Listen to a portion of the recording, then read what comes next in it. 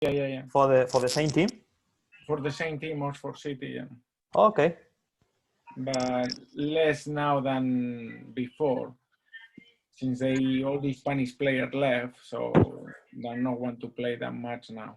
Oh, so you don't have now international like foreigners? No, we don't have, no. They're all gone. Enrique, how's everything in that country now with the Brexit and? Well, the Brexit, to be honest, is being parked at the moment because it's all focused on the coronavirus. Mm-hmm. So no much talk about the Brexit, and we didn't see anything about the Brexit. Yeah. I think that will come later. Wow. Yeah. I mean, because, what the people say is not going to be worse than coronavirus anyway. Yeah. Now it's okay. Yeah. Yeah, I know. I've heard a lot of Spanish people out there and working and also other jobs, and everybody is like, oh man. At the moment nothing happened through the Brexit. Yeah. And nobody's been affected yet through the Brexit. So it's just we need to see what's going to happen. But at the moment, nothing. Yeah. No. We're just going to wait a couple minutes. We have some more people texting me about the link. Let me just reply to some of the coaches. For some reason, the link is... Let me just give me a second. Dushko, how you doing, Dushko? I'm doing excellent, Jasko. Thanks for asking. How you guys doing? Not bad, Dushko, not bad. Thank you, Daniel. Thanks for making this presentation for us. It's okay. Probably you have seen most of the presentation because it's very similar to the one that I did for the Croatian team and for America's course. I put something new because I am working a project with my book, so you will see. I love it, man. Okay, I just send the link to some of the other coaches. Well, I think now that I think JP just connected, so now that JP is here, I think we can start. The boss is here, so the boss is here. Yeah, no, I couldn't sleep last night. So excited. Yeah, have you, JP? Have you seen any of his presentations? Yeah, all of them. Nice. Yeah, he did one about defensive principles in futsal. That was amazing. That's a good one. Nice. So yeah, again, let's get it started to respect everybody's time. And if people join, they can just join. They don't need me to add them on or anything. First of all, this is our third webinar conversation with Burlingame and friends, and we're really excited to have one of our own, El Maestro Daniel Berdejo-del-Fresno from the beautiful city of Zaragoza. And I'm really excited personally to have, you know, we spoke a lot, me and you, together about in terms of futsal and the details in futsal, but also for the player development and how it can help soccer players. And I'm a big fan of all of those elements, and just excited to have you. Looking forward to hear you. I would love for you to kind of introduce yourself and maybe give us some of your timeline when you were a kid growing up in Zaragoza to your teenage years, and how you went to England, to Manchester. I know you've spent from 2006 to 2013 in 16. From 2006 to 2016. No, from 2008 to 2016, so 8 years. Okay, all right, because I looked up, it was 2006 to 2013, but yeah, a lot of time in England for a Spanish guy, and studied, and you've got your PhD and Doctor of Philosophy, so I can actually call you El Maestro Doctor, and in sports performance. You're currently head of futsal with Beria Futsal, and you are also futsal assistant with Libya. You've worked with San Jose Earthquakes and the Girls Academy as a futsal director. There's so many places that you've been, and I'm so excited for you to share all of those experiences. But we'd love for you to introduce yourself and to give us the true essence of an 8-year-old Danielle and becoming in love with the game and where you are right now. Okay, so as you said in Spanish, I was born in Zaragoza, and my first competitive sport was karate. Okay, so I did karate. Karate, like martial arts? Yes. Oh, beautiful. And I'm going to be honest, I even was the Aragon, which is the region Aragon champion, but I quit. And this is something that I'm going to tell you why I quit, because I fall apart with the coach. Okay. So then, and this is something very interesting. So then I started in that at that time in my town, the city didn't want kids to do only one sport, to specialize. Mm-hmm. So when you register, you have to register through the council, and you have to do different sports. You have to pick several sports. Depending on the age, you have to pick 3, 2, and then you can focus on one. So because my brother was doing futsal, I did futsal and running. Okay. Mm-hmm. So I started to do futsal and running. Of course, in the school, everybody in Spain played futsal. And I was not the best one playing in futsal, but I played a lot of minutes because I think I was reading the game very, very well. And at some point, I quit futsal to do just running. And the reason was because I fall apart again with my coach. Mm-hmm. And I remember things like, for example, the guy was telling me what to do. Like, for example, mark your player very, very tight from behind your back, which is okay. But after a while, after I was reading the game and I was giving, for example, the player I was marking more distance, I was giving the player the distance that I knew I was able, if the player received the pass, to anticipate and intercept the pass. And the coach was always just telling, "Oh, Daniel, go closer, go closer." So because of the guy was not really reading what I was in my mind. Mm-hmm. So at the end, I stopped playing futsal and I just kept running, and it was completely different. My coach running always let me do what I wanted. Mm-hmm. So when you go to track and field, you have different events. The guy always let me pick the events, so that is why I stick to running. And then I became a good athlete. I had quite good success, but I kept studying futsal, football. I went to the university. Thanks to my running career, I received a scholarship, and I did my degree. I signed for a first division team in athletics. Mm-hmm.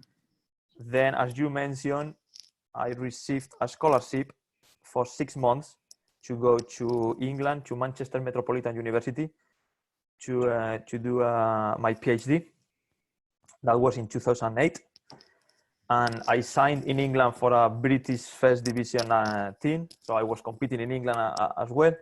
But those 6 months, because I was lucky, and that is something that Mikey Varas mentioned the other day, mm-hmm. that to be in the right moment at the right time, because I was lucky. Mm-hmm. My last year in the university in Spain, I was doing my practices with a first division basketball team. So I went to Manchester. I contacted to a first division female team in Manchester. At the same time I was at the university, I was working with that team.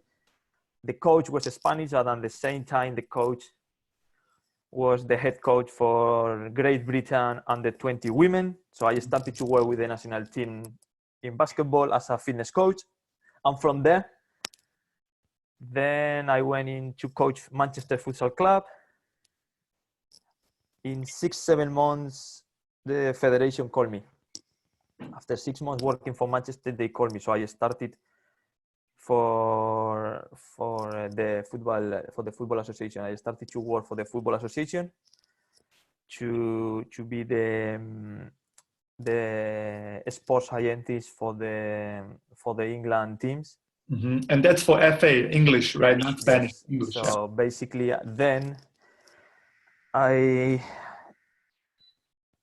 coaching wise as a club, I stay in Manchester in 2 years, in Sheffield 2 years, and then in 2014 I moved to Loughborough 2 years, and with the national team I started about 2010, I think.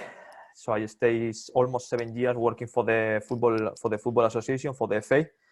I was working with the futsal national team, with the men's, with the senior, then with the under-19s. Sometimes I did a couple of collaborations with the partially sighted team. I also did about 1 year and a half, 2 years of work with England beach soccer. Beach soccer? Yes, and I remember my first tournament was in Germany. Yeah. And they had no sand, so you guys went back. Yes. And then just I think it was a couple of times I did something with football, with the women's under 17, with the England women's under 17. So it was good. And the last 2 years working for me, so from 2014 and 2016, when we went to Hungary for the main round in the World Cup, and we played Ukraine, Belgium, and Hungary. We lost all the games, which I don't know if it was expected or not, but Ukraine and Hungary, they were good, but Belgium. And after that game, the head coach in that moment, Pete Sturgis, communicated to us that he resigned. So the assistant coach, Michael Escubala, stepped up as a head coach, interim head coach, until the federation, the football association, decided who was going to be. So they asked me to be his assistant coach. So my last 2 years was, my role was, I stopped basically doing I was doing the sports scientist, but at the same time I was the assistant coach for the national team for the last 2 years. Yeah, I also see Sheffield United. Was that also Sheffield? Sheffield FC. The oldest football club in the world. Wow. Amazing. It seems like your experience, and I know you were recently with Libya, and yes. So that experience must have been amazing, and working in those circumstances with people that are from different tribes in Libya, and different as they have some unrest in their country. There must have been an amazing life experience as well. It was good. I learned a lot, Jasko. Yeah. And the thing is, you know, because of your background, which situation these guys they are living now. Yeah. So it was definitely humbling, right? Exactly. Yeah. So for me, it was like, wow. Yeah. When you stay like 3 months away from your country and away from your family, and the family is back in Libya, and we are in Morocco, in Tunisia, in Bahrain, and those players, they have all the family in the situations that the families are back in the country. That is like, you think a lot. Yeah, no, it seems like that experience, and like you are like a gypsy of coaches, man. Just traveling and constantly educating yourself and learning. It's just amazing to hear. So again, thank you for sharing this experience from us, and whenever you're ready, for your presentation. Yeah. Okay, perfect. So I'm going to start sharing my presentation. Okay. I made you a co-host, so. Okay, let's see if that works.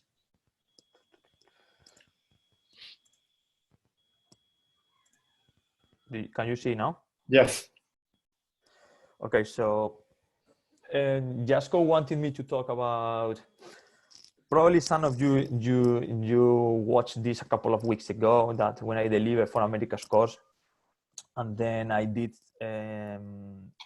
another one for Handuk Split, the team in Croatia, thanks to Jasko. So Jasko wanted to share with you guys basically something similar. My view about how football should be organized, and the benefits or where futsal could fit. So I modified a couple of slides. I included new information, and I reorganized the presentation because this presentation basically started about a year and a half, 2 years ago, when I was invited to go to Italy to deliver something for a club over there. And they wanted me to deliver something about how futsal can help football. So I started to put something together. I started to research, to find, and to started to talk. And then basically I'm trying to put everything together into a book, into my new book. So I got new information every day about this. So I'm going to try to cover my logical progression and the benefits and why futsal, and some science behind, even examples about games.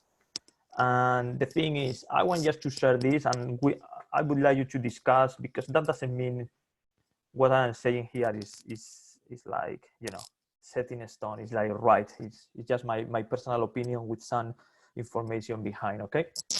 So for me, I don't know if you remember, but I put this picture at the end. So I decided to put it at the beginning right now. And it's like, you know, we have here 4 people, 4 different bikes, 4 different sizes, and even 4 different types. That when we are teaching kids to ride a bike, we modify the bike. And if you see the first bike doesn't even have pedals. So the kid is basically pushing with his feet on the ground. So the thing is, if we do this for just riding a bike, why? My question is why we don't really modify or we adapt the sport to the characteristics of the children. And then at the end, what we want is kids. We want kids to be autonomous, to be free. And by the way, in this picture, okay, there are 4 different bikes, but they are free. They can go wherever they want. If the kid wants to go to the lake behind, you know, the guy is going to ride to the lake behind. So that is what we want. We want autonomous kids on the field. So I started to think about football, about soccer, and then there are so many examples. And on the left here, Canada, they do mini baskets. Okay, so basketball, which is 5 versus 5, they adapt basketball for the kids, and they play 3v3. Or on the top, that is in Norway. You see, it's a tennis court, but they play mini tennis, and in one tennis court, they play 4 games. So there are four tennis courts in one regular tennis court. They play 4 games at the same time. Or we have handball, very, very popular in Europe, that they even reduce, you see, the goal, the space, or even mini volleyball. So that is the thing, okay? That if other sports, they try to adapt, for me, it's very interesting that in football, I think sometimes we don't want to make changes. We are very slow in modifying the game to be more fitable for the players. So that is what basically I want to share with you. Okay. Mm-hmm. So, and here we have on the left and on the right. Okay, we have 2 examples about. And I think everybody agrees that if we are teaching languages, we follow a progression. If we are teaching maths, we follow a progression. So Horst Wayne, so many years ago, he said, okay, in soccer, in football should be the same. Okay, so in that moment it was 7v7 and 11v11 here on the left. So, and then he proposed, okay, why we don't do this progression? Okay, that is almost 25 years ago by this guy, German guy, that basically he went to Spain and he wrote all the Spanish Federation books there, and then he has been traveling all around the world teaching his methodology. Okay, so this is something just to think. Then in Germany, they did a university study where basically they compared different formats of the game. And here, as you can see, this is 4v4 and this is 11v11, okay? So they compare the times that the players, they touch the ball in 10 minutes. And as you can see, there is a lot of times. And then when we are practicing, we are always thinking practice, practice, practice, repetition. The more touches, the better, blah, blah, blah, blah, blah. So the thing is, if we can do the same, if we can adapt the game to promote these things, why we are not doing it? So years later, that it was my professor at the university. They modify what Horst Wendt said years before. And as you can see here, we have Soccer 5 that basically is futsal, and they introduced the 9v9, okay? That is almost 20 years ago.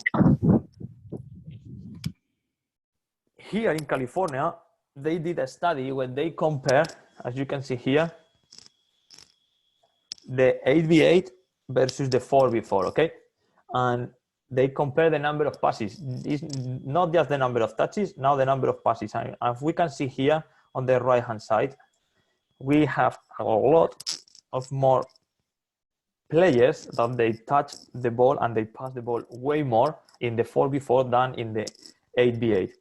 So again, it's okay. We have a format of the game that encourages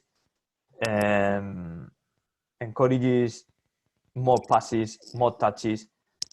But what these guys they did is they did a survey after, and they have two questions. One question, well, three questions, but question 2 and question 3 were: which game did you have more fun, and which game allowed you to touch the ball more? And as you can see here, the 88% of the players,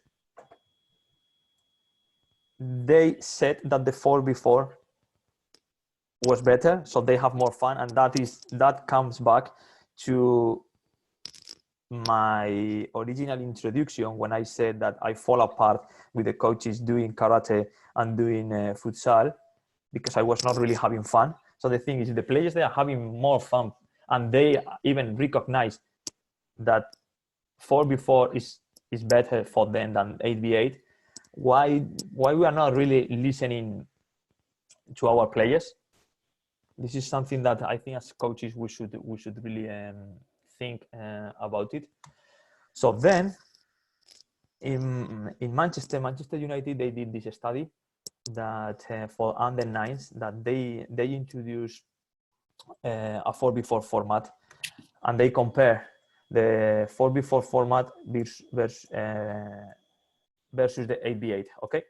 And as you can see here, they compare the number of passes, the number of shots, the number of 1v1s, and the number of skills.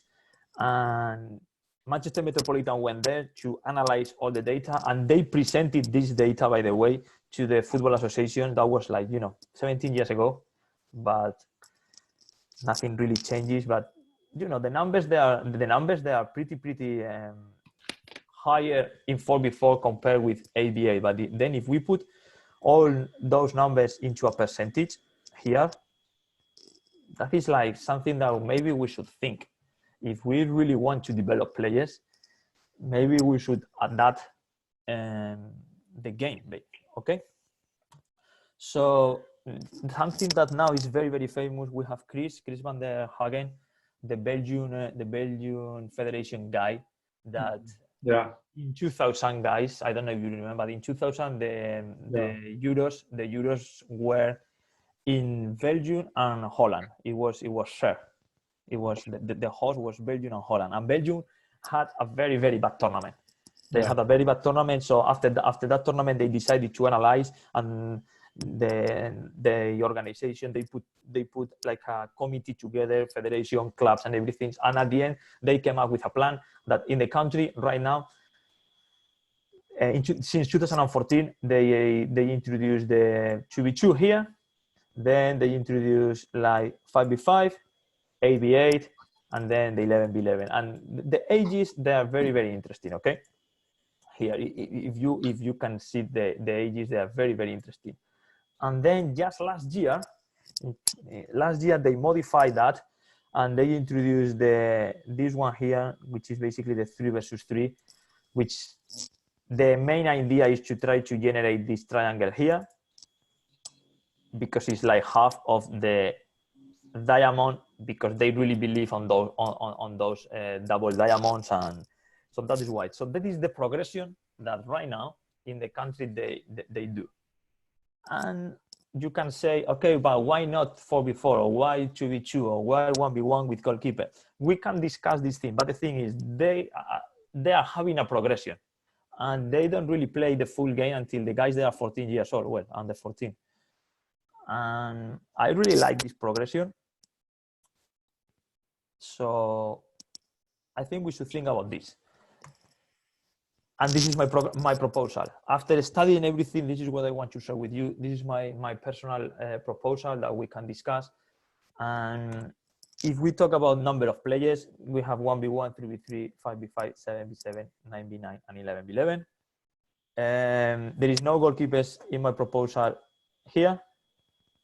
Could be introduced in the 3v3, but we introduce the figure of the goalkeeper here, okay, after the 5v5, which could be futsal, but doesn't need to. Honestly, I really, what we're talking now is about the numbers of the players, okay?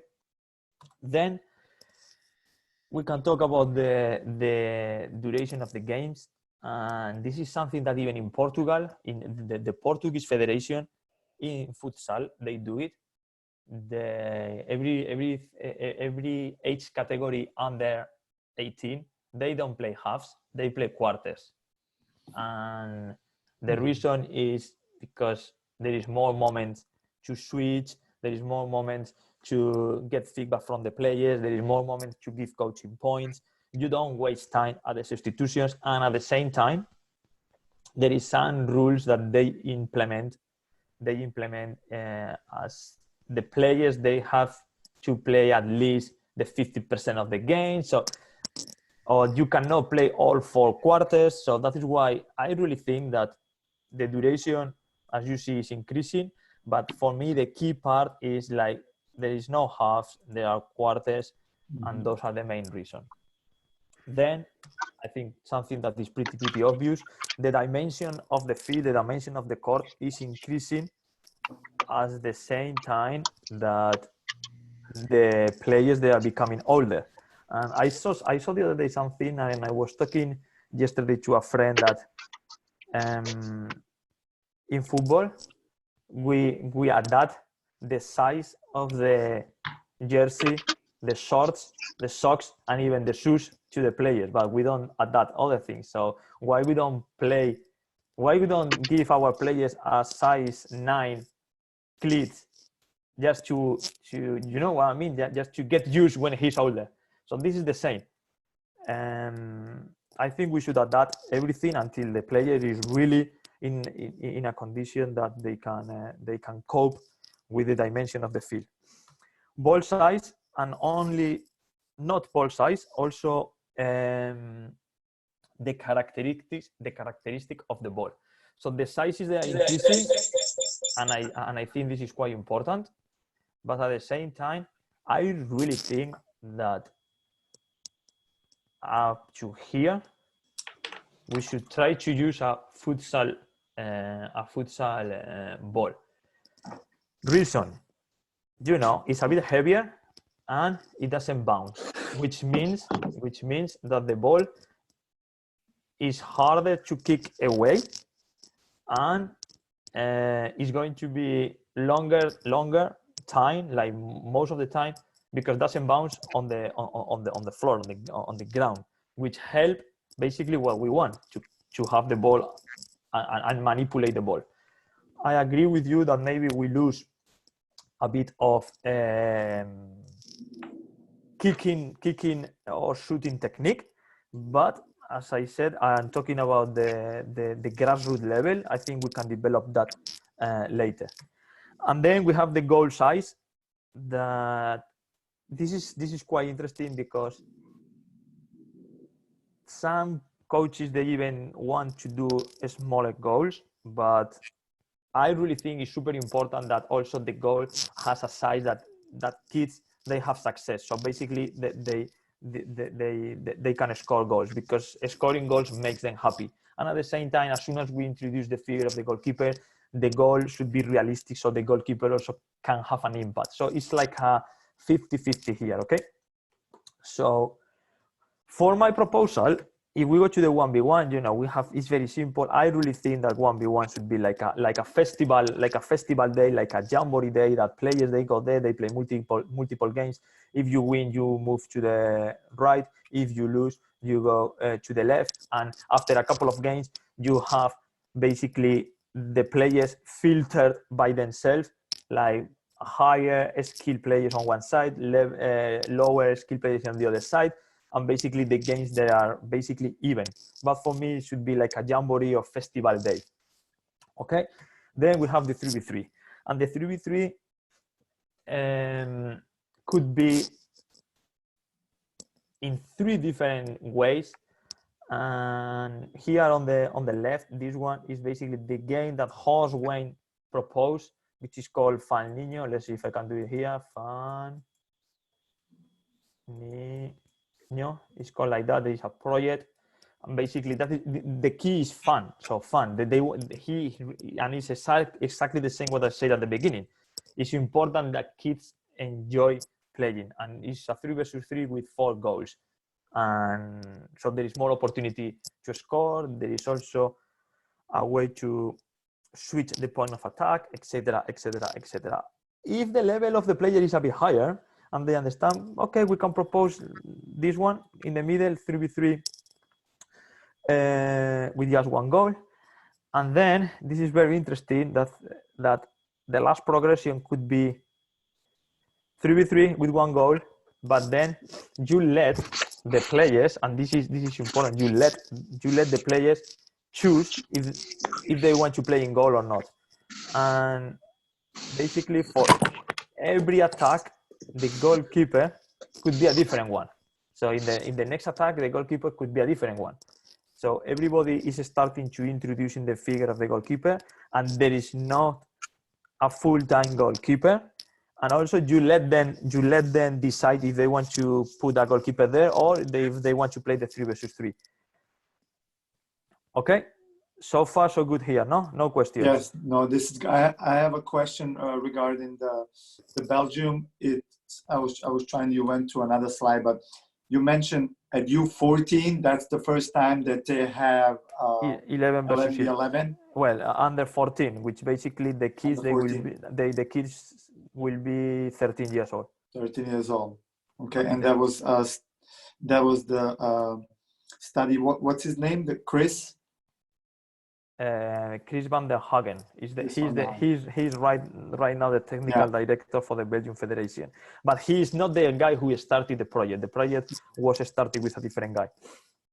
At the same time, he's the head coach. At the same time, Chris is the head coach for Belgian female national team. Mm-hmm. And he's one of the scouts for the men's with Roberto Martinez. Mm-hmm. Great. Okay. This is great so far. Thank you. No problem. So this is interesting, and I'm going to explain why I think 3 is the key number. Because offensively and defensively, 3 is giving you the 3 main principles, which basically the player with the ball. Here you can progress. You have progression. Then you have the offensive cover, and then you have the width and mobility here. And then defending is the same. You have the pressure on the ball, you have the defensive cover, and then you have balance. So a 3v3 is the first time that there is in a game format where you have the 3 main things offensively and the 3 main aspects defensively. That is the reason, because I really think we should start with this. And now I want to show you something that, as you can see here, and I know the picture is very, very small here, but this is a futsal court in Spain that they play 2 games at the same time. So half and half, and they play 3v3. plus a goalkeeper. So it's 4. So we can discuss, but the thing is they are adapting. That is why they are adapting. And this club is well, this region in the north of Spain, they are really adapting, and they do a tournament which they play here. This is like the you see the court. They are very small court. The courts they are here in the middle. Okay. They put just the court, and it's a tournament from under 5 to under 12. Let me show you here very quickly. I have a question, Daniel. Yes, and I'm going to play this. I have a Yes, question. go. Do they adopt some of the rules when it comes to the goalkeeper in those youngest ages? Like, So, I can only play one time in possession, or? yes, so I'm going to answer that. So as you can see, they are playing 3 versus 3 with one goalie. So basically, it's 4 versus 4. The court is very small. It's like 20 meters long, and I think it's 15 meters wide. They only accept, so the teams, there are 4 players, which is basically everybody plays, or 5, which means there is only one on the bench. Okay. So that means that everybody has plenty of game time. And then answering your question is, the goalkeeper cannot throw the ball over the halfway line, so you have to play short. Okay, that way we don't play the long ball. And answering your question about the playing back, I was talking the other day because I got my opinion, and I get that is.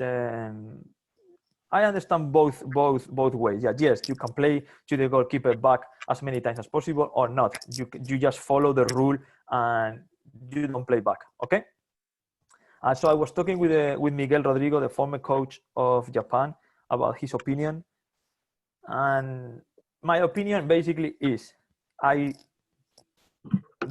wouldn't even play once back to the goalkeeper, and the reason is because if we really want to develop players and we really want to develop 1v1 situations offensively and defensively, if we want to develop skills, okay, you receive the ball, and if the player knows that you cannot play back to the goalkeeper, you are basically promoting and encouraging that kid to find other solutions, which is basically do a 1v1, find a pass, beat the player.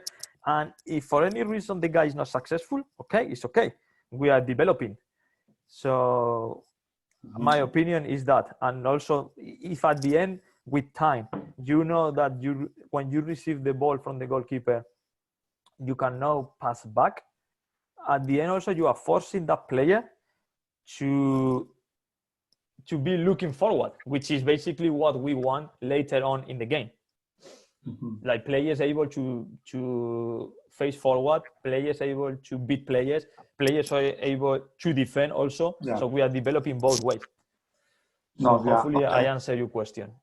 Okay. But I agree with you that probably there is going to be a lot of times where players, they lose the ball, a lot of times where the team concede a goal against. But if we are talking about developing, it shouldn't mind. Okay. I think, Danny, I have a question or maybe a comment. I think regarding this process about the why US make rules in one sport that is FIFA already established. I don't understand why is that, because if you as a player wanna play as a pro one day, you shouldn't have this kind of 3 versus 3 or I don't know, or do the throw-ins with your hands, or just because it's a lot of games they put in one day, and that's why it's so like short or make it faster. I understand, but if you wanna develop the sport, then you should just go like by the rules. You know, it's already 5v5 with kicking, with the ball throwing all the court. I think think that's my opinion. And when I play for my national team, I always think that's the proper way to coach the kids. So when I come here and coach the kids doing futsal, and I see these things, my head is like, what is happening? Well, they're not gonna learn the proper way to play futsal with these kind of things, because later on when you switch all these regulations, they say, oh, but we do throwing with the hands, you know. So I'm thinking like a little bit more maybe ahead. If someday something happen, like it's probably or something, they shouldn't just start like with the basic the futsal game it is as it is. I know what you mean, but you know, you have to understand, Mikey, that here futsal is really developing, you know, and so you know. Okay, all good. Yes. Yeah. So then, of course, we have the 5v5. We have the futsal, and if we are talking about, you know, developing, if could be futsal, I got my ideas why futsal, and I got my opinion, and I think that the surface helps because the ball travels faster, but at the same time better, because sometimes we can see the grass fields that we play on that is terrible, and really you cannot even make a pass. So I see both ways, but that is why my progression should be 5v5, could be grass, could be futsal, if you want to call it. Then we're going to 7v7, 9v9, which for me is perfect, and then we go into the big game, 11 versus 11. And as you can see, the ages here is a bit later, under 16, under 14, under 12, okay? So that is the progression that I propose. But why futsal? This is the answer, okay? So why futsal? So I'm going to explain why I think futsal could be the very, very important. And I've been, in the last weeks, I've been in contact with a lot of Brazilian teams. I'm going to show you 4 examples here. Brazilian teams that they have futsal integrated into the club. So Santos, everybody knows Santos. I was talking with Santos futsal technical director, Rodrigo Neves, as you can see on the top. And basically in the club, they have futsal, and this is, I'm going to explain every club. So they have futsal, okay? When they are under 7, under 8, under 9, and under 10, here, they only play futsal, okay? So the kids in the club, they only play futsal. When they are under 12 and under 14, they keep playing futsal, but at the same time, and they have a category which is odd numbers, under 11 and under 13 here, that they start to play football, but it is the same team. As you can see, it is the same team, okay? So Daniel, yes, real quick, we cannot see the screen on the right with the ages. I cannot see it. I can only with the you using the pen. I'm not sure. I'm not able to see. I only see the photo of the players of Santos. Yes, if you change the, you know, if you move the coach's camera, like. Oh, okay, I got it. Up, sorry, got it. Okay. Yeah. Okay. Thank you. So in under 12 and under 14 in Santos, they have the same team, so the same players, the same roster, practicing futsal, practicing football, competing in futsal, competing in football. Okay, and then under 16, okay, they make the selection. So on under 16 and then under 18, they play futsal. They have one roster for futsal, and then they have a different roster for football. As you can see, they don't have under 20, and they don't have the pro team in futsal. They used to, but not anymore. Since 2008, the futsal department, they integrated the futsal department into the football academy department. And the reason is because they think that improved recruitment, development, training methodology, integration between players, coaches, and sport. And this is very important, that they have, for me, that is what is one of the best models. They have this integrated coaching staff. So in Santos, in the under 10, under 12, and under 14, the coaches that they are coaching futsal, they are also involved in football. So could be the head coach for the under 10 in futsal and the assistant coach for the under 11 in football, or the other way around. But it's basically an integration between coaching staff. And as you can see, you have all these players that they are very proud to say that they are playing abroad, and all these on the left that they are playing professional in Brazil. So basically Santos, I think, is the best team to look at how futsal is integrated into football and football development. Okay. The next one is Corinthians, which is, they have been working really hard in the last years. They have all these players that they are very proud to say that they came from there. They have this guy in Arsenal that they sold for 30 million euros. But then they have this example, Lucas Piton, that is playing for Corinthians at the moment. But he played for Corinthians futsal until he was 17 years old. And he moved from futsal to the Corinthians football team when he was 17, and now he's on the first team. And I was talking with Edinho the other day, and Edinho explained that in Corinthians they start to train futsal when they are under 7, and then they start to train and compete in futsal here, but at the same time they are training football, but they don't compete. So the same as in Santos, they only start competing in football when they are under 11, and that is what the colors, they are the same here. In all this period, their rosters, they are the same. They have the same players training in futsal, training in football, and in the last 2 years, under 12 and under 14, competing in futsal and competing in football. And then after 14 years old, that is when they split, and they have a roster for futsal and a roster for football. And of course, there are movements between players, but now they split. Mm-hmm. This is their organization in futsal, okay? And as you can see, sorry, it's in Portuguese, but like this is the initiation phase, okay? And this is in Portugal. Sorry. This is in Corinthians, in Portuguese. Okay.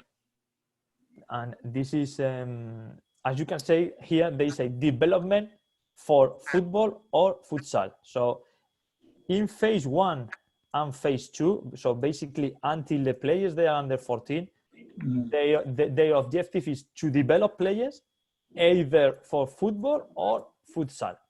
And then, yes, as soon as they get 15, okay, they focus more in if the player is in football player, if the player is in futsal player.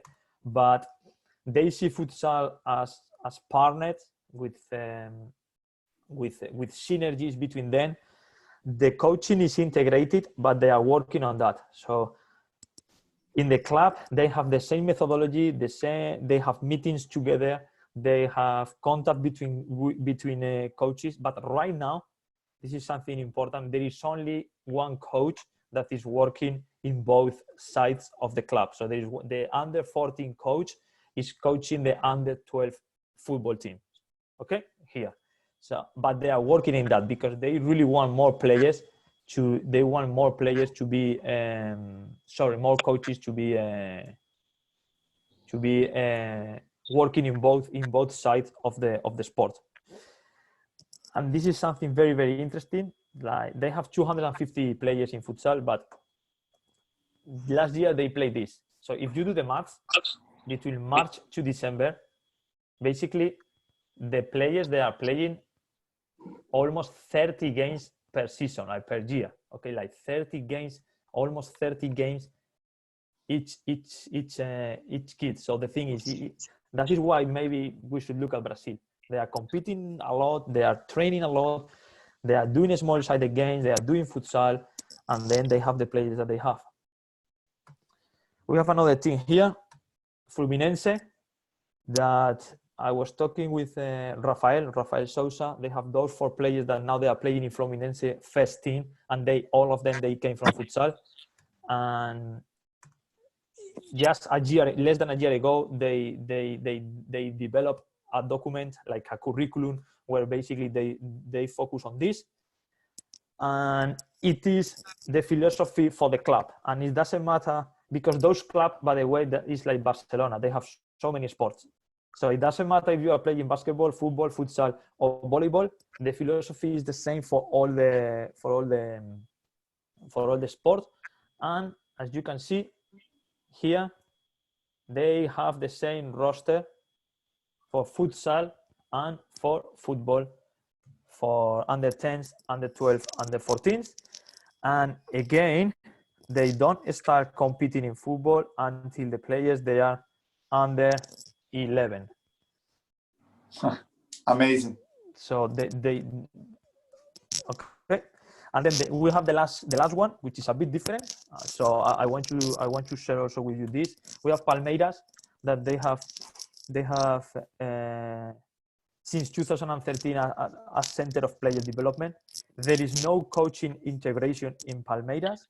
They have the same philosophy, but there is no coaching integration. So they have basically a roster for futsal, and then they have also roster for football. They start at under 10, okay, and they have under 10, under 11, under 13, 15, 17, and 19s. There is players movement between them, but as you see, it's different. Some players, they only play futsal, some players, they only play football, and the way or the reason they do it is because between under 7 and under 12, they see futsal as a recruitment tool for football. So I want to show you also this. It's not just the other one that basically is more integration. And after under 18, they don't have a futsal team. So when the players, they are older, or they have to, if they want to keep playing futsal, they have to leave, or they do the transition to football teams if they want. So that is how in Brazil basically futsal is integrated into football by probably 4 of the main football clubs over there. Mm-hmm. Okay, and then I'm going to try to do this. I don't know if you know who is this guy, and then we can have a talk. So Ronaldo or the other one? Both of them. So Ronaldo at the bottom, and then La Brujita Verón. And La Brujita Verón, as Mikey says, okay? So on the 8th of May, which is basically 8 days ago, they did an Instagram, and I'm going to put you this video. It's 30 seconds video. Hopefully you will be able to listen to that. I don't know if you know, but Ronaldo, a couple of years ago, he bought a Spanish team, Real Valladolid. So he's the main owner of Real Valladolid.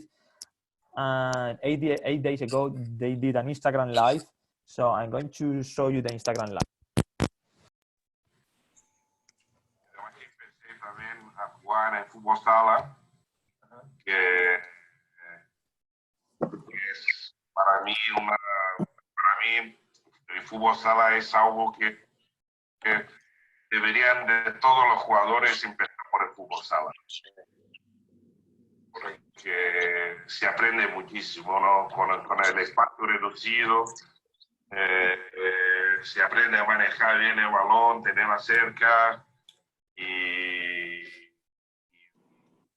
nada, ¿no? Tener contacto con otros jugadores. Y para mí, yo quiero poner aquí en el club, en el Valladolid, las categorías de base, ¿no? De niños para fútbol sala también, ¿no? Yo quiero implementar una situación donde antes de las academias de fútbol de campo, fútbol 7, que por lo menos pasen 2 años, 1 año y medio, uno por lo menos en fútbol sala. Creo que se aprende muchísimo de fútbol sala y mucha gente For those that you don't understand Spanish, basically, Ronaldo was saying that he learned a lot from futsal, and in the club in Real Valladolid, that he is working hard to introduce futsal in the academy, so the kids, before they go to the academy and play 7v7, they spend 2 years, 1 year and a half, or 1 year playing futsal. So you know, even Ronaldo, a guy that is, you know, he's a phenomenon, is saying that publicly.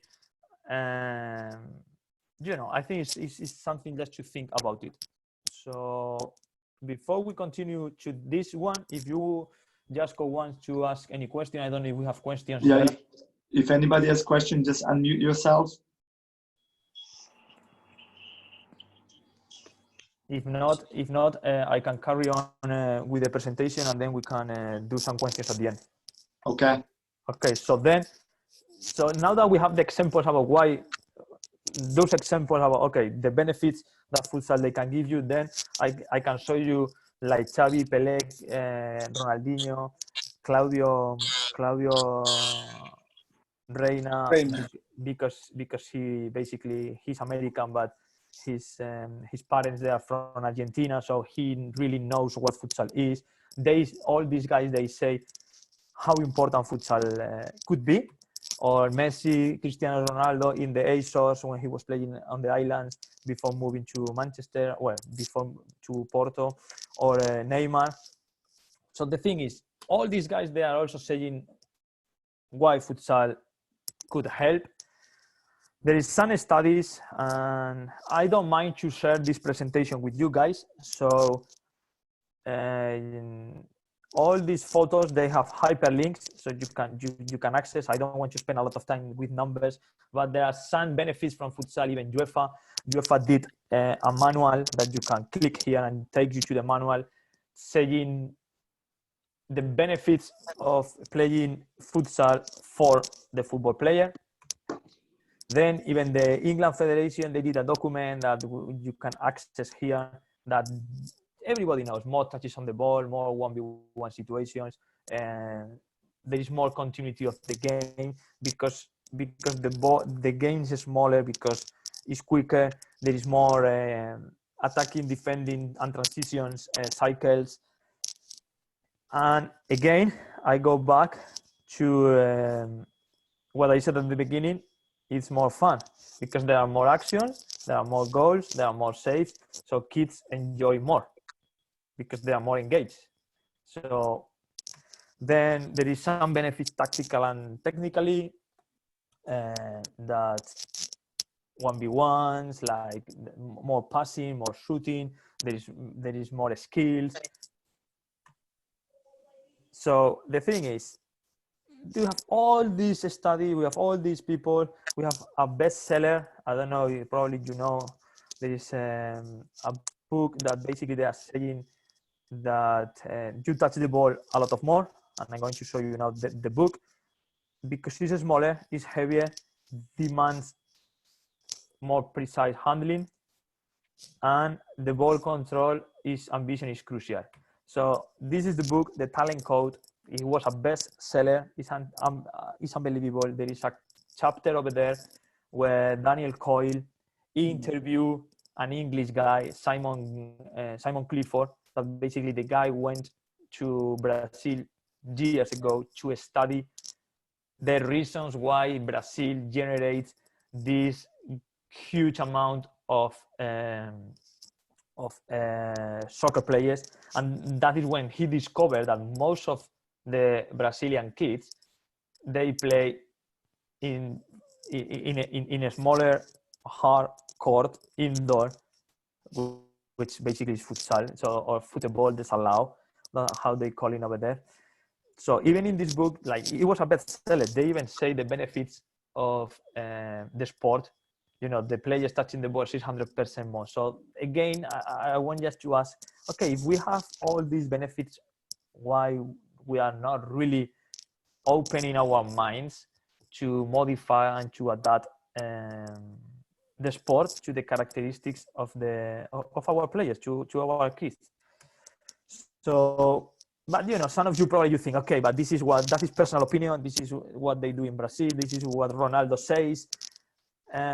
So, you know, there is some studies that they say that introducing futsal has constraints, or that you introducing the futsal ball generates more contact, and the contacts with the ball, they are more accurate. There is a guy, his name is Luca, okay, Luca Opicci, that he's doing a PhD on this, and UEFA funded his PhD, and he went to Australia to do the study in the Victoria University in Australia, and basically he has been traveling around and he has been doing this kind of studies. And he went to Barcelona and he compared here in this paper, basically he compared the Barcelona football coaches with the Barcelona futsal coaches, and he found out that the futsal players, they have a higher scanning behavior. So basically they are checking their shoulders, they are looking more, they are more aware about what is going around. Then he also studied, you know, that using what I really mentioned before, using a modified futsal ball because of the weight, because of the bounce, because the size could help to develop skills development. There is another group in England now doing studies and thinking that futsal could be the key to develop soccer players. This is the same group saying that, okay, could be futsal the key. And yes. And this is for me very, very important. So in this paper, Luca, even they said this. So they even encourage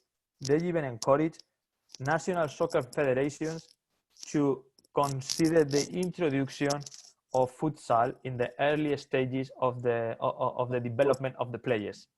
And this is there. So they even said that because they saw that could help to develop players. This is Luca, okay? And basically what they say is that from those passes that the players they do in futsal, you pass the ball 23% more than in football. So basically, if you practice something 23% more, just if you practice something more, you will improve more. No, that is like common sense. And then those passes also, they are more accurate, which is very interesting.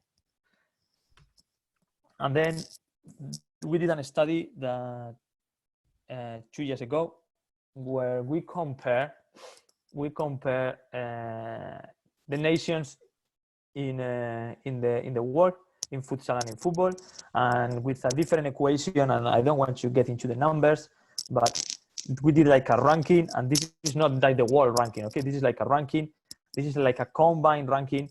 And as you can see, there is only one country, and I think I mentioned, which is that one, Germany, that in the top 10 is not in the top 10 of futsal and in the top 10 of football. And the reason is because Germany didn't have until 2016 a futsal national team. But the thing is, all the other teams, they are basically in the top of both football and futsal. So maybe we can find some correlations between both sports. So now, then you are saying, okay, but those are data, those are numbers, those is science, and that is not really applicable to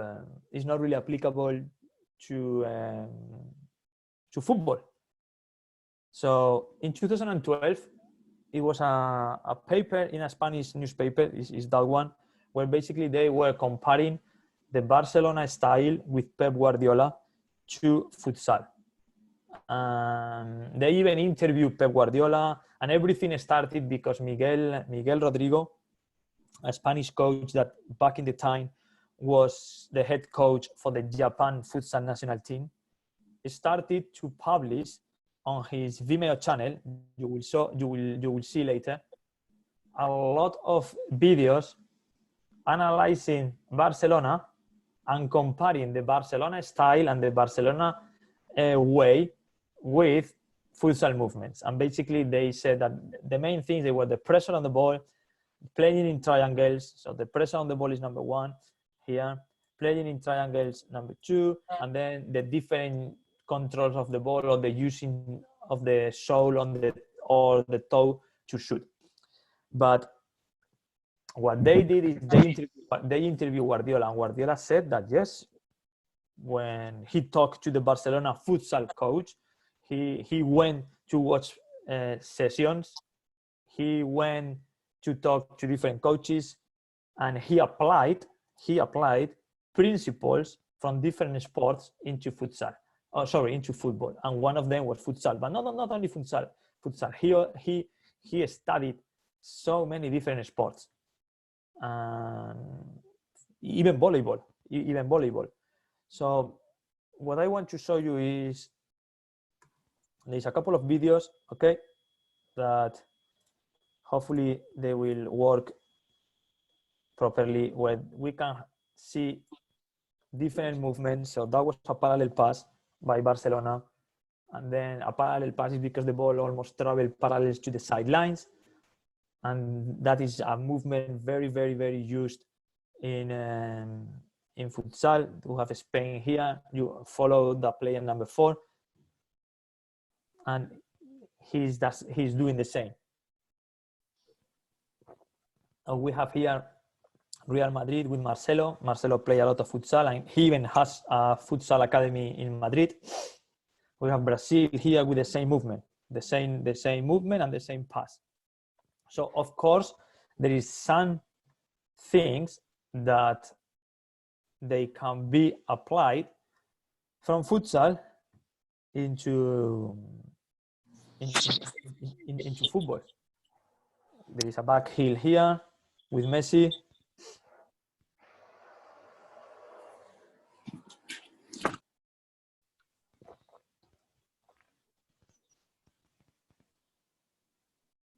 And you will see basically the same kind of movement, the same technique now in a futsal game here. So basically the same. Then in futsal, there is very important to cut behind the defensive lines, basically to play in the gap between the lines, as this guy did over there. So Barcelona was using that, playing between the two defensive lines into that gap. This is something that, yes, in futsal is you have to do it basically. And Pep Guardiola was taking that from those meetings that he was that guy playing between the defensive line to do a 1-2. Or we have here using these different formations in futsal. One of them is called 4-0 because the player, they are in a situation like they are like in a semi-arc, like 4 players in line, like forming a semi-arc, like 1, 2, 3, and 4. And basically it's the same that, as you will see later, that Barcelona was doing with Pep to build up from the back. I think it's the game when in his last title in the Spanish Cup against Athletic de Bilbao, and you will see that basically the players, the center backs and the full backs, they position themselves in a 4-0 situation, and they are trying to find the gaps behind the first defensive line with those 2 players, which is Iniesta and Xavi, I think, to try to find the space and filter the ball there. So basically, there is a lot of things that we can take from futsal. I agree with that. Even for a specific position as a goalkeeper, we have different techniques like the key position or cross position and the split. This one, the split positions, and then you will see that futsal goalkeepers, they are doing these kind of techniques, but also you will see football goalkeepers that in the modern games, in the last I would say 10 years, like Joe Hart here, they are starting to use more these kind of techniques. Yeah. So I really think that yes, there is aspects that they could be transferred from one sport into the other, but at the same time, this is what I want to tell you. How many times do you think Pep Guardiola trained with a futsal ball in a futsal court with Messi, with Xavi, with Iniesta? Probably zero, probably none. So the thing is, it's not about just let's play into a futsal court and then the players they will become great footballers. I think it's like what he did is he studied a lot of principles from different sports and he applied those principles into football. And it's the same that is happening in Brazil. These guys, they play when they are under 7, under 8, under 9. It's not just they play on futsal. No, they are on a futsal court. No, they are teaching them. They are teaching them those movements. They are teaching them, and then just because that became into their game, then they applied that into the football game. So my advice is, futsal is great, and I love futsal. But the thing is, I think we should open our mind and to try to learn from different sports. Because, by the way, you can do a parallel pass on grass. You can do a diagonal pass on grass. You can do a 1-2. You can do playing between the defensive lines on grass. And I'm not saying futsal is not great. I'm saying that we should learn and we should be able to try to study different sports, because futsal, by the way, took so many things from basketball, from handball, from rolling hockey. So the thing is, this is what I mentioned before. I think we are very close-minded in football, and we don't want to change things, and that is probably why other sports they really develop and more and quicker. So if you want, I don't want to spend more time in this, but this is Miguel Rodrigo. This is the Vimeo channel.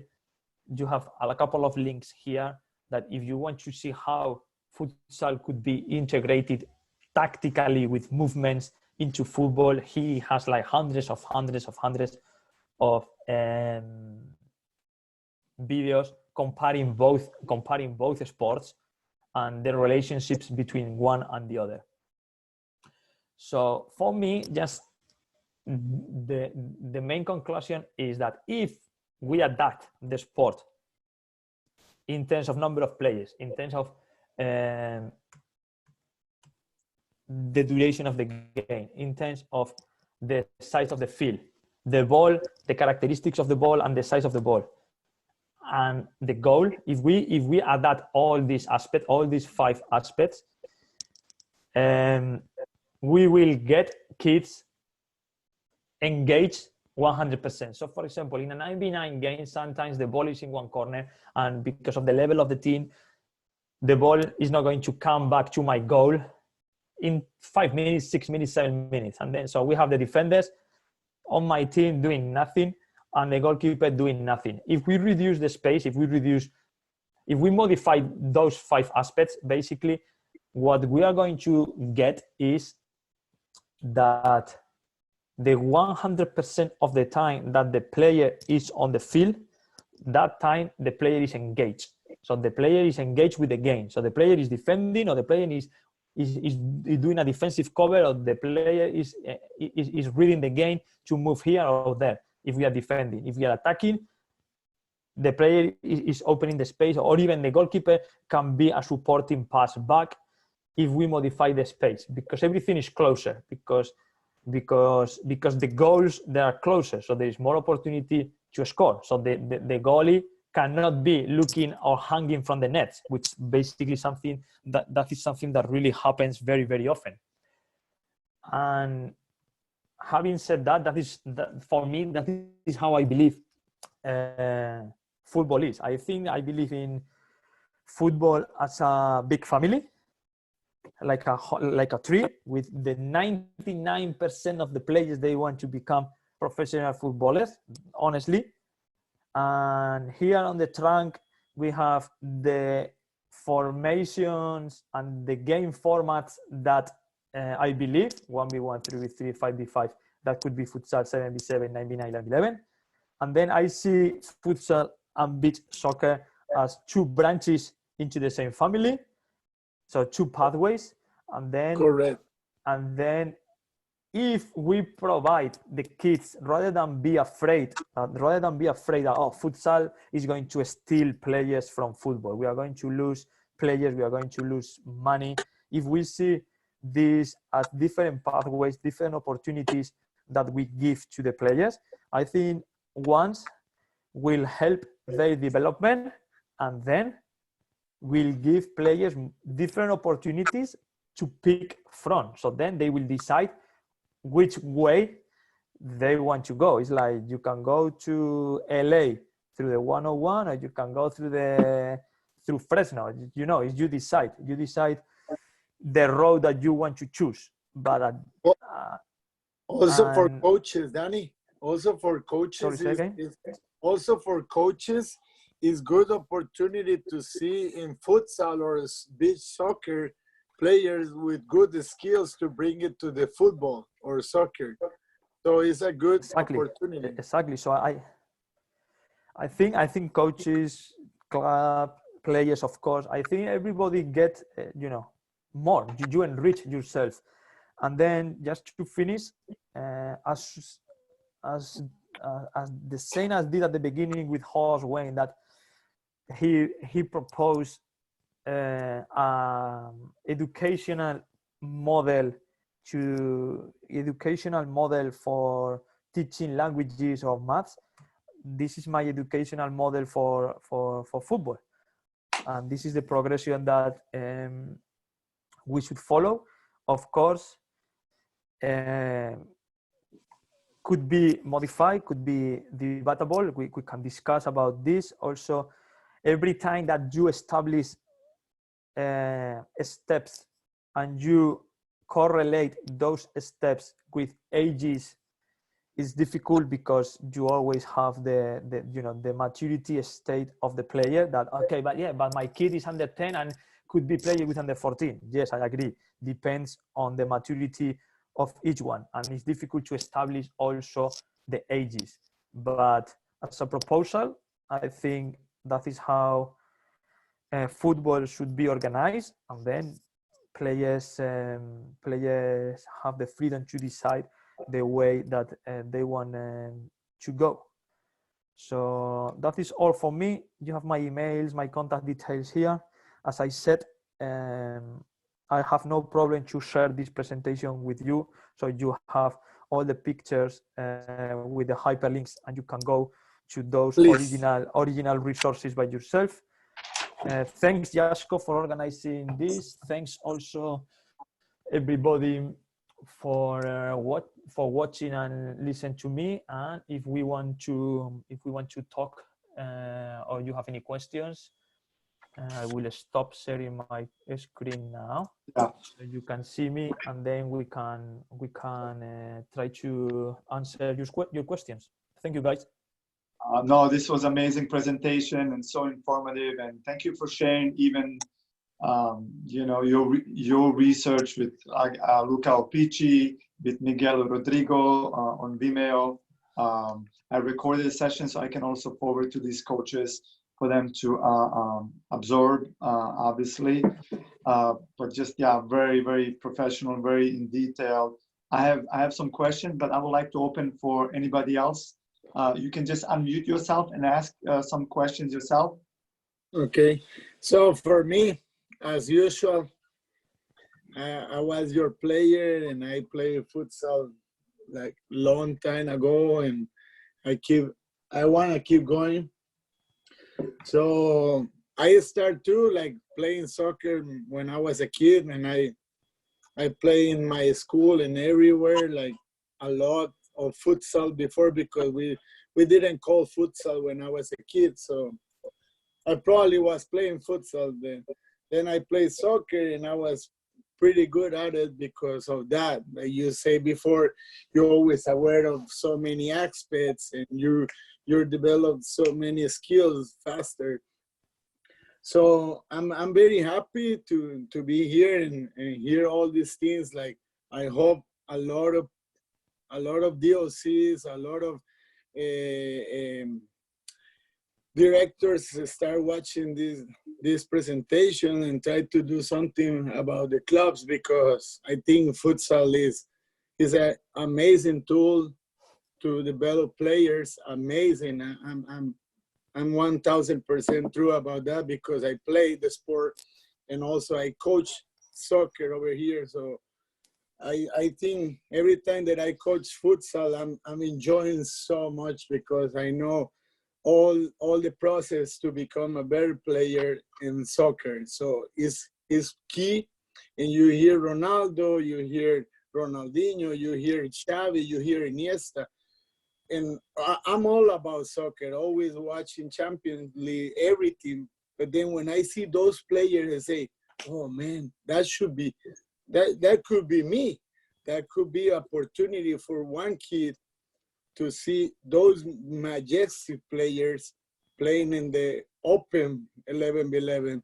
They start and they say, yeah, it's a good starting for me. So thank you, Danny. Thank you so much for your presentation again.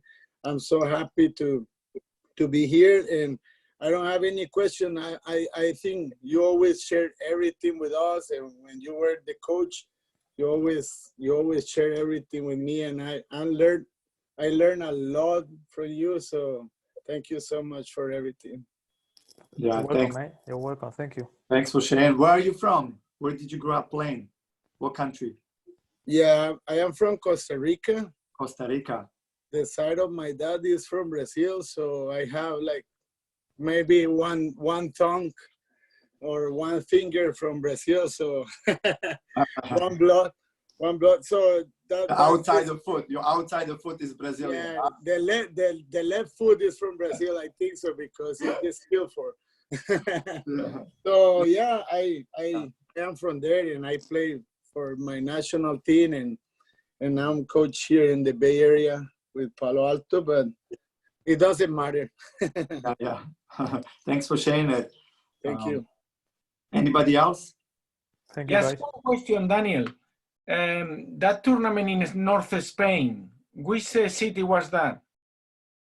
The one that you went, or the one that I went? No, the one that you went, the one that you saw the pictures on the presentation. With the 1v1s, 3v3s, different format, that big tournament. Oh, you mean the 3 versus 3 when I put the picture and the video. The video? That is in Santiago de Compostela. Ah, okay. And Lo Belle Santiago, the futsal club, is organizing that every year. I think it's in June, May, and they have been doing it for 5-6 years now. Okay, good. I didn't know. Good presentation. Thank you very much, Daniel. Thank you, Enrique, and thanks for watching. No, that's okay. Pleasure. Anybody else? Okay, I have a question, and anybody else can jump in as well, and maybe it can be a conversation. I come from Bosnia, former Yugoslavia, and growing up until age 12, just playing on the streets, and really having that education from kids. They were 1 year older, 2 years older, and a lot of. And if you look at the best players in the world, have had influence of futsal and small-sided games and playing on the streets. And we're losing those players. We have a lot of great players now all over the world. They're very similar, but we're losing those players with that are, I will call them, with flair, that are tricky. Something that you use here, it's playing with the back heel, like using a back heel, for example. Yes. A lot of times when you go to courses, play with your face, play with your face, play with your face. That's great. But if you keep telling the kid that's 8, 9, 10, 11, 12 in very important stages of trying things and having that element of surprise, of creativity, you know, and I think we're gonna go where every player is gonna look the same. Receive, open body, play, open. Like we're developing certain things that that's gonna be. I feel a little bit boring, you know, as an entertaining, as an artist, as having this game with flair. You can see certain countries still have those players, and those players are the most expensive players. Those players that have something extra and can solve certain situations that are like, oh, I didn't see that coming. And I think futsal has that element of the street, of that small-sided game, of that trickery with the principles of movement, timing, the cooperation of that triangle being cued, and obviously has no offside, so it's also teaching of breaking the line, and you know, I'm becoming more and more of a student of futsal because I believe in it so much. So this is something that I'm seeing can benefit the future of football, to get back to those players that are tricky, that are different, that are unique on a bigger scale.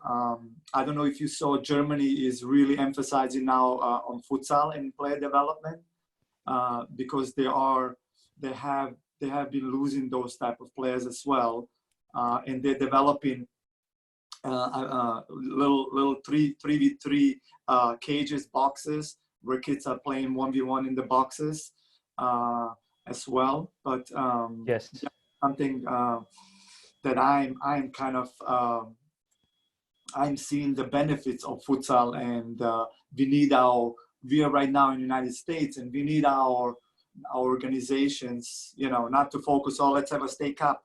We need state cup 8, 9, 10 years old, competition, rather than focusing on how can we help these kids and giving them the proper development and creating that proper stages and adopting futsal within those ages, especially until 12 or even 14, and not just, you know, or we got to win so we can be in MPL or this. So that's another conversation. But again, yes. like really seeing the benefits of futsal. Let me share two things with you, which is so I think it's important. One, let's see how I do this. And I think you are right about that freedom in futsal, but also I think we can give freedom in football, in soccer. And let's see if I can do this. Share screen. I don't know if. Can you see this? Yes. Okay. Can you see this picture? Yes. Okay. So this is something that, and I think it could be applied to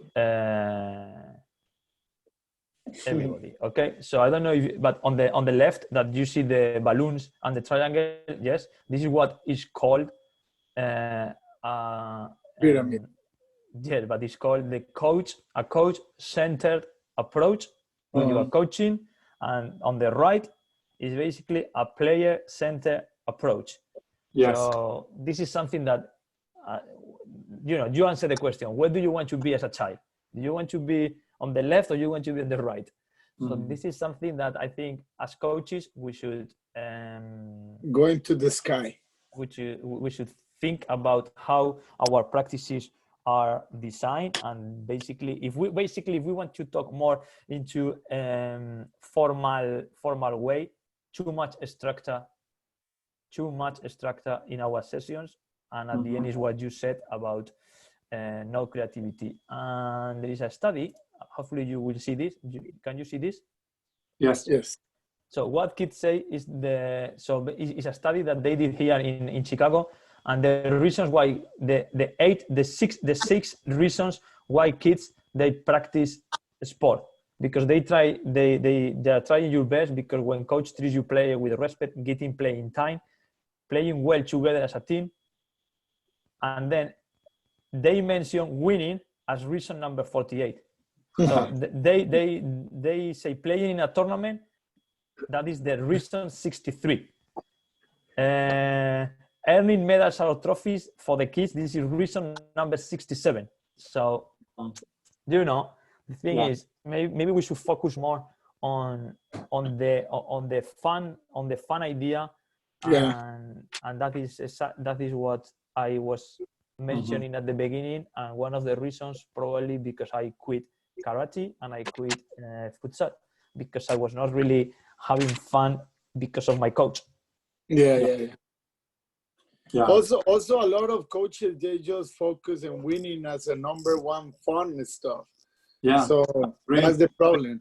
And the club puts pressure on the coach, and maybe coach ambition is, if I don't win, then I'm not a good coach. So it comes from the leadership of the club, and then it comes to what is the organization that we are playing in, emphasizing on ages of, if you don't get by this age in win this league, you're not gonna move to MPL, and it's too much pressure too early. You know, I feel like only at 16, okay, now they're ready, 17, but this has to evolve and change. And for you, Daniel, how do you see in Europe? Because we see so much in Brazil, they are starting to integrate. They have the integration between futsal. How much are the pro clubs gonna start integrating futsal for their development, so they can maybe save money if they can create their own players like that? So in Spain, everybody plays futsal. Yeah. Because it's the culture, but everybody plays futsal in the school, in the playground, and that is how you grow up. And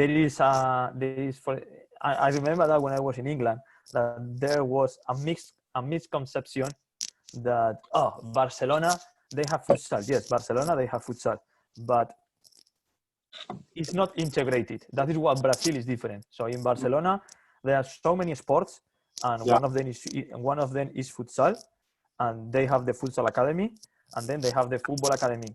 But the players, they are not. The staff is not integrated. The players, they are not integrated, and I know that very well because I've been involved there. I think one player in the last 12 years moved from one discipline or one modality to the other one. One player that was released from the football academy tried to play in the futsal academy. So in Spain, I don't really know any club that really use futsal in an integrated way to develop. However, everybody when he's growing up is playing futsal. Yeah. But because that is the culture of the country. Culture. It's a culture. It's something social. That's my question. Do you see clubs in Germany, let's say Dortmund, for example, looking into like if the future, like using futsal to integrate for their play development? Well, I know that in Germany they started very, very heavily in futsal in 2016 when they created the national team, and then they started to introduce futsal in the academies, and right now all the football clubs, they must have futsal included in the grassroots level by the federation. Okay, sorry, I just had to mute somebody. So there is already that seed being implemented even in countries like that. Yes, and it is. One problem that I have with futsal personally, it's the rules and constantly be changing every 2 years, 3 years. When is it gonna be like, okay, here it is, this is a steady thing? And then also another thing that I feel like when it comes to be modifying, but then we're not modifying the rules for the 8 to 10 or 12, 11-year-old kid when it comes to certain rules. I mean, me personally, that's what I. Okay, Jasko. This is Tony. I think. Hey, Tony. Hey, how you doing, my friend? Good, and you? I'm good, man. I think the rule in futsal here in US is a little bit different than in the world, just because liability. So some of the things they have over here is not necessarily applied outside, like the 4-second rule, you know. Okay. Here you have to do quick, and a kid cannot have a space in a throw-in because he has 4 seconds, or is a free kick is only in 4 seconds. But everywhere else, they have time to set up the wall or ask for space into the throw-in or whatever, you know. So I think it's more over here, but the rule changes once in a while, just like outdoor rule change. Yes. Yeah. But Daniel. Yes, I agree with both of you. So here there is a problem with the rules, basically because there is another a very, very, very, very common one that is very related to liability. Is here you cannot slide. And they say, oh, no sliding in futsal. Well, you see a professional game, and who said that you cannot slide? Yeah. But here in the US, you cannot slide. On the other hand, I really agree with you that futsal recently has been changing the rules too much, and that is a problem to establish as a sport. And the reason is because it has been so many problems with the national governing body. So basically, futsal was a different federation. It was football desallowed, and then FIFA took over some years ago, and they modified the rules, and it was a mess. And then they modified the rules again. So when I started to play futsal in Spain, and I am old, but I am not that old. I remember that I played with throw-ins. I play with corners with throw-ins too. The goalkeeper could not leave the box, the D. So the goalkeeper has to be all the time in the D, which, by the way, is a very good rule, because that means that there is no defensive cover. So that means that the goalkeeper cannot go out. So there is more chances to do 1v1s and all these things. So, but I agree, the rules, they have been changing a lot. And then with all these flying goalkeepers, and so yes, I agree with you. And if in the world, the rules, they have changed a lot. In the US, even more, because in the US, we have the problem that the game is new, so the game is developing, and then if you change the rule, it's even more difficult. And also we have the problem with liability, that here everything needs to be safe, but not because safe for the player, safe for the pocket, for the money, for the bank account. Yeah. Hello, Daniel. I have a question. Osman? Yes, I have a question. Yes. Yeah, my question is that I feel like, like personally growing up, I think futsal was more of expression and freedom of confidence to be much more creative. But I think nowadays, I believe that it's more like, even on the professional level, it's more like tactics than the player expression, instead of the player expressing themselves. As from what you are saying, like the coach view and the player's view. So my question is, how do we implement as coaches the choice of style of the player and give them freedom, give freedom to the player while balancing creativity, and tactics? For example, if let's say we have a futsal in Burlingame, most of the players tend to just do the normal stuff. Want to pass the ball, want to dribble. But if they do something too creative or they keep the ball longer, then you hear from like coaches say, okay, pass the ball, or, just in different level, they say, oh, pass the ball, you keep the ball too long. So how do we balance that creativity, the ability to let the kids be creative, create new move, and at the same time, able to add the tactical aspect to the game? Thank you, Usman. So the first thing, I completely agree with you. Years ago, the game, even in the professional level, was basically less structure. Okay, So less professional. I agree with you, and you only need to see the games 20 years ago. And now everything, even the professional, is way more structured, because at the end, that is what basically makes you to win a championship or not, you know. So years ago, Brazil, they put the best 4 players on the court, and because they were very, very, very, very good, they won the World Cups. But then Spain came, and Spain was not really good, so we had to do something different.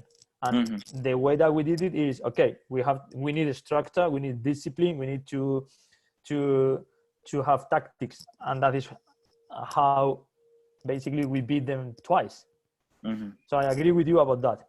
And if we translate that into the grassroots, the structure is going to eliminate the creativity of the players, because a structure basically gives you that. And that is the problem, that in the grassroots, in the youth, with kids, we shouldn't extrapolate, we shouldn't take things from the professional game down there, you know, because they are developing. So I get the point, and I think is we have to let the players, you know, do what they have. We have to let them express, and then of course you have to teach them. Okay, so imagine a player is doing a 1v1, the guy lost the ball because the guy does a 1v1 in a dangerous situation rather than pass the ball to a teammate. So maybe we have to talk to the player as, hey, listen, next time you have another option, try to. But I think we have to guide the players. But at the end, we have to let them express. That is why also another reason why in the youth, I don't really like, for example, to limit the number of touches. Because if you limit the number of touches for players, there is no 1v1, but at the same time, with 2-3 touches, it's more difficult to engage a defender. Exactly. So it's at the end you need a balance, and I agree with you. Sometimes you have to tell them, hey, don't do this, but that is our job as coaches, that we have to use different methodologies, and we have to balance the conditions that we put in the game and the conditions that we take away from the game to favor one thing or to favor the other ones.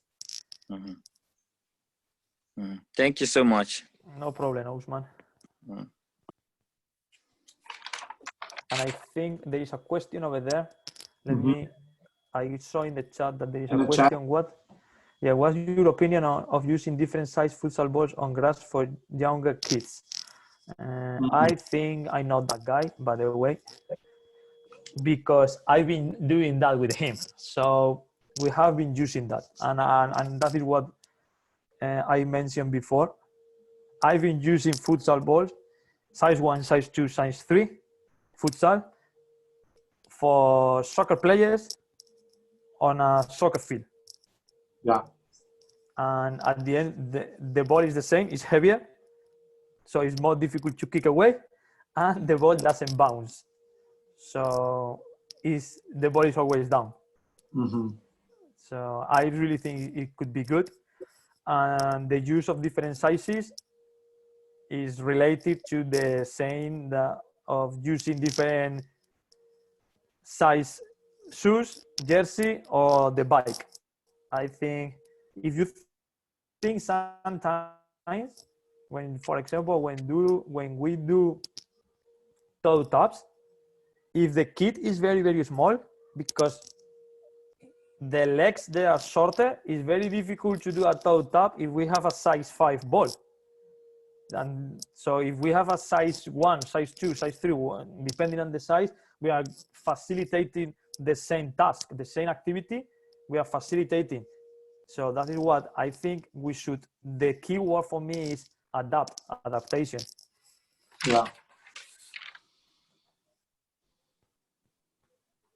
And this is why I go back to modifying and adapting also some of the rules for some of the grassroots, for 8-year-old kid versus you know, an adult. And that's that one rule that I'm you know, about the goalie, right? When it's one pass in possession, and I have to tell an 8-year-old, okay, maybe we can modify that a little bit for really young ones. Understand, you're like, hey, it's okay, you should learn this, and it's really good for that 1v1. We can argue that, but I also feel like, hey, you know, you can have the teacher goalie go, you know, and I like the horse to win. If you're last playing the goal, you're goalie, so whoever it is, for the younger ones. So it's how we modify things. We can also modify some of the rules. That's kind of my view on some of that. Definitely. Yeah. No, this has been great conversation.